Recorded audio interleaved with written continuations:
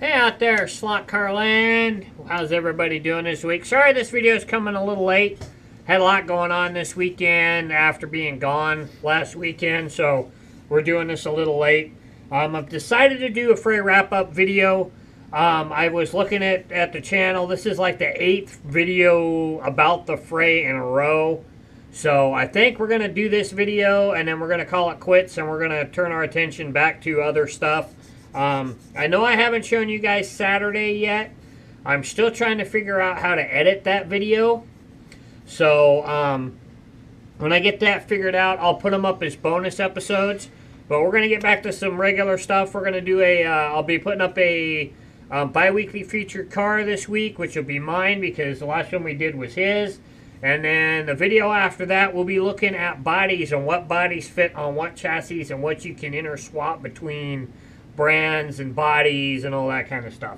So we're going to do a little Fray wrap-up video. We're going to show you what we picked up. We're going to talk about our experience, about what we learned, say thank you to a couple of people for some stuff, and do some other things. First off, though, I've got to look what the mailman brought. I got 2 buys off of eBay. These came from the same person. These are bodies. These are from Butch's. That one's awesome. Butch's slot car bodies. I bought these for some paint projects for me, for some cars for me, for some fairgrounds cars. I got a Dodge. What is this car? Where'd my model go? Oh, it's right there. What is that? Oh, it's a Plymouth. It's a Duster. That's right. Looks so cool. I have a 24 scale model of this car that I haven't put together yet, but I picked up this one. They were $14. Buy it now on eBay. So I picked up that one, and I picked up these 2 from him as well. You have to glue the posts on these, so we'll show you guys how to do that when I get around to doing these. But I also picked up a Camaro, which is really sweet. As you can see, we're going to have to cut the windows out of these and stuff.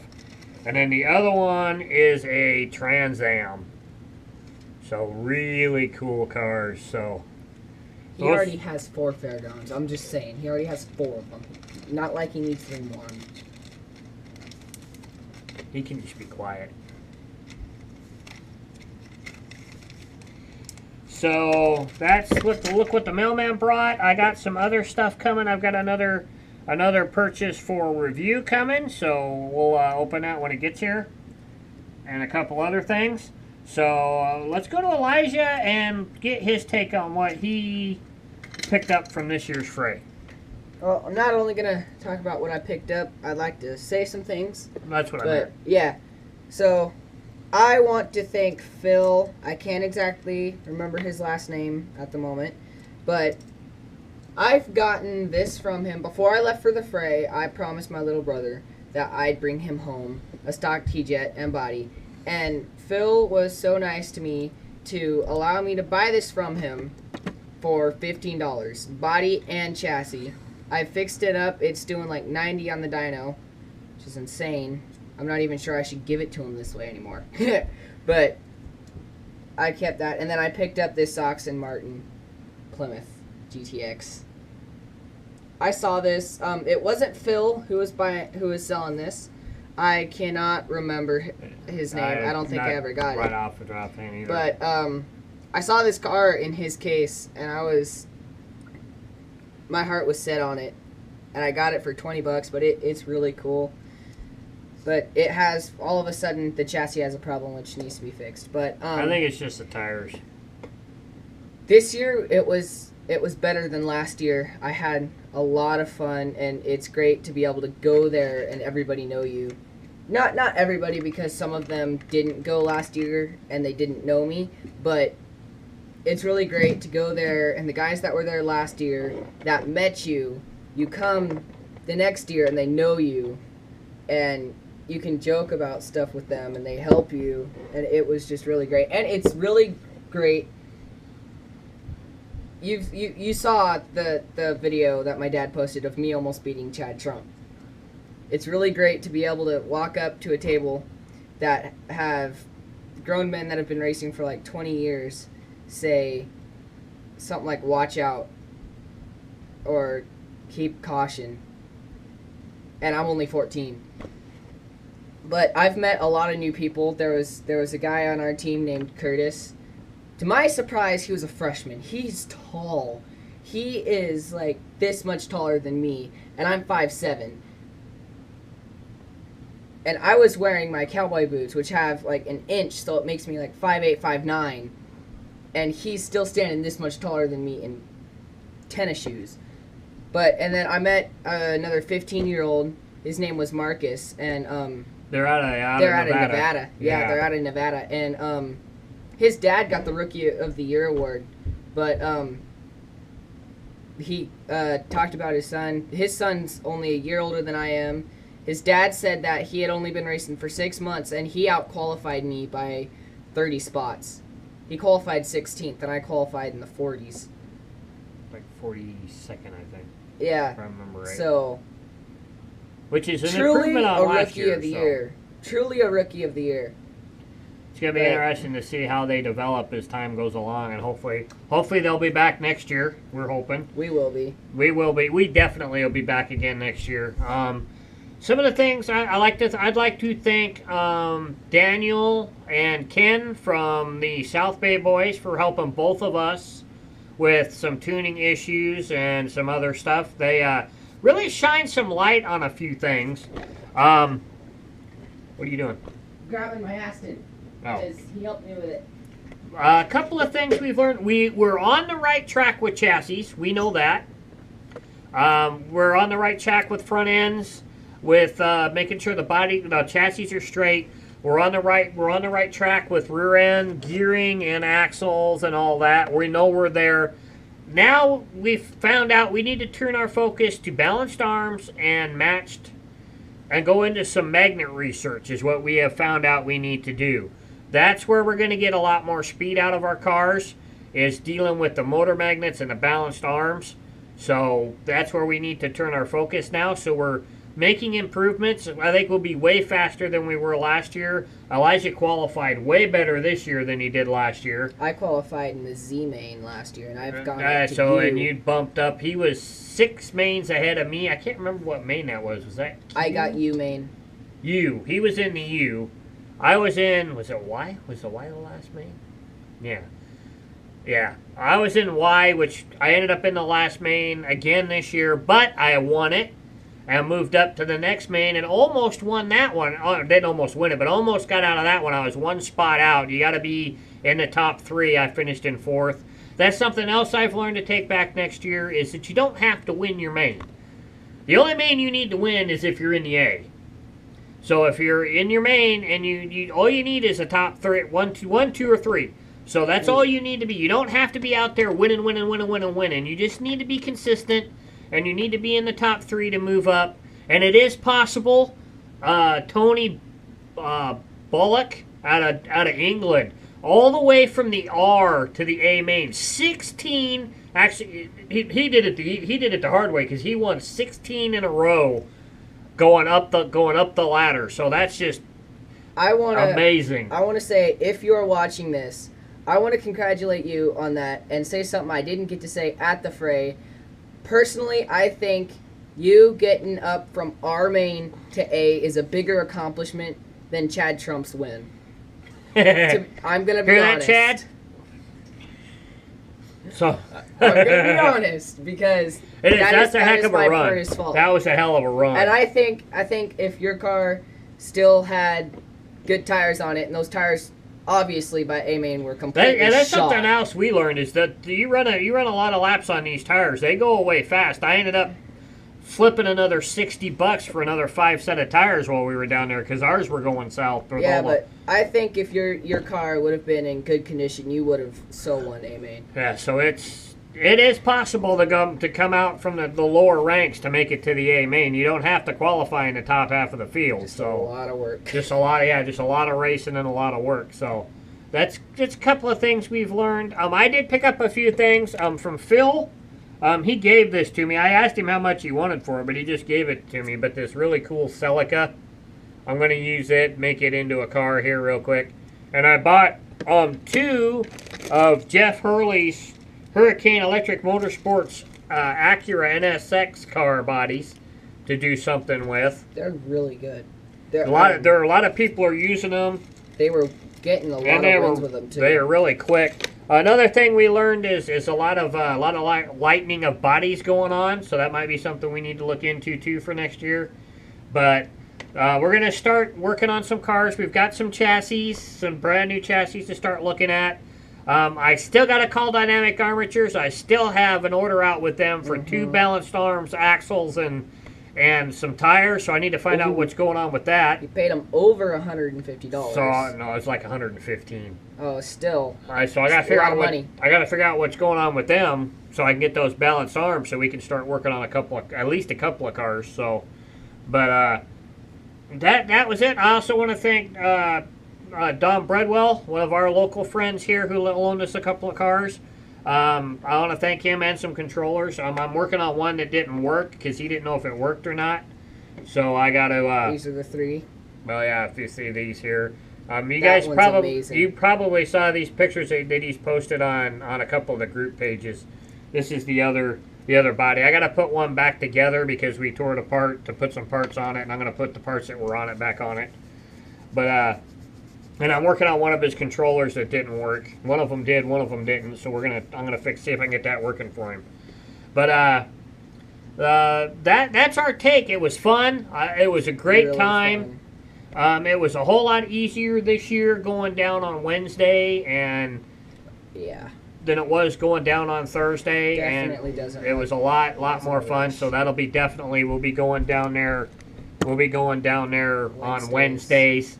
To be down there in time and have some fun and just relax and not have to be in a rush the whole time to get down there and just be in a rush all freaking weekend, because it's a long weekend. You guys go down there, like Anthony probably knows. He did the same thing this year we did last year and got there late, and he was on the go the whole freaking time we were there. Yeah, he hardly had any time to talk. If you guys go, definitely go down early. Especially if you've never been there, because it'll give you time to practice, give you time to meet people and talk and shoot the breeze and talk slot cars and all that kind of stuff. But it made it a lot easier on us to get down there. Also that people know us now more. Plus there's a lot more people down there that watch the channel that know that we do this YouTube channel. We got a lot of funny comments, and not bad comments, just kind of funny comments that were kind of cool. And some other stuff. So I want to thank everybody for giving us props on the channel and talking about the channel and whatnot and passing it on. So that was really a lot of fun and just a lot of fun in general. A lot of great people. A lot of great people down there. A lot of people that are willing to help. Oh yeah. They won't tell you entirely secret, and I'm not. That's I'm kind of keeping some things on the down low about what Daniel and Ken did for my car, because I don't want to to give away too much, but it definitely had something to do with armatures and magnets.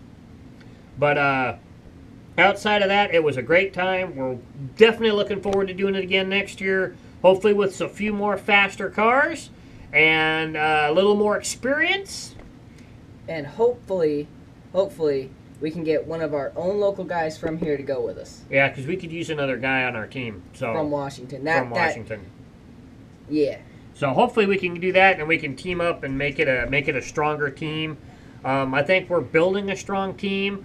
I even think that even when little Shaden gets up there, he might be a little potent racer too. And he already gives me a tough time so, at home. We could there'd be 3 of us and 3 of them and stuff. Want to thank Randy and Lisa again for letting us race with them.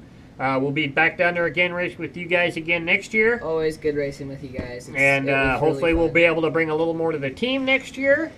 And we'll down the road, I'll let you guys know I have an idea for the IROC cars next year. I'm going to talk to Randy about it and have him do.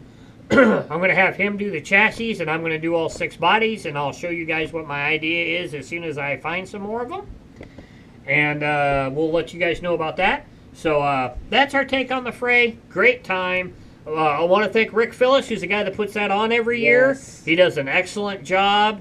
organization and rules, and there's a great bunch of people down there that tech cars and keep everything on the up and up, and make sure everything's legal and everything. And the people who do the catered lunch. Yeah. And all of that. All the volunteers for that and everything. So it's a great time. If you guys ever get an opportunity to go down there, even just to see it, definitely go down. Definitely go down there. So that's what we're coming out of this year. We know what we got to do now. We know we're on the right track from last year to this year, and now we're a little closer this year than we were last year. So we'll just got to keep building on that and keep building cars. Something I've learned that I need to get more time on the track. I don't have a lot of time to practice and a lot, and without racing every week like I used to, my skills have gone down a little bit. So on the racing side, so I got to get that built back up again. But outside of that, that's what we need to do. We need to work on motors and magnets, and then keep building the chassis we've been building them, because we're on the right road that way. And just keep on pushing it, and we'll try to do better next year. My goal next year is to qualify at least where he qualified this year. I think if you guys saw my qualifying lap, I was starting to push it too hard, and I think that's where I screwed up. Getting into that one corner where I came off, I was trying to push it too hard instead of just going through it and keeping in. And then my car died, and that was a problem with everybody on that track. Yeah, after a while, so we had trouble with that track during the IROC. You guys didn't see that part because I didn't have it on tape because the camera was recharging at that time. But the power supply on that track went down, and they had to fix that. It was all the way pegged. And then there was a little issues during the individual races with the track. There was some issues with it during the team race. We still had issues with that track. So it was just something you had to deal with. You had to make sure the part where my car died, if you guys notice that part, you can't really see it in the film, but that track goes down, turns, and then goes back up. So if you don't have your shoes set right, sometimes the car loses contact with the rail diving into that corner, and then the car just stops. There was a lot. I had the issue there. Jeff Hurley, during his racing, had issues there. Jeff's car, he had a great qualify, and then I don't know what happened. And it was Orange Lane he had issues with, and in that same area where my car died. So sometimes the track will change. It's really weird. Those tracks are all built the same, but they do change. They do get slick. They do get a lot of rubber laid down on them, and if they sit for a while, they get a lot of dust built up on them, and you just got to drive through it. So.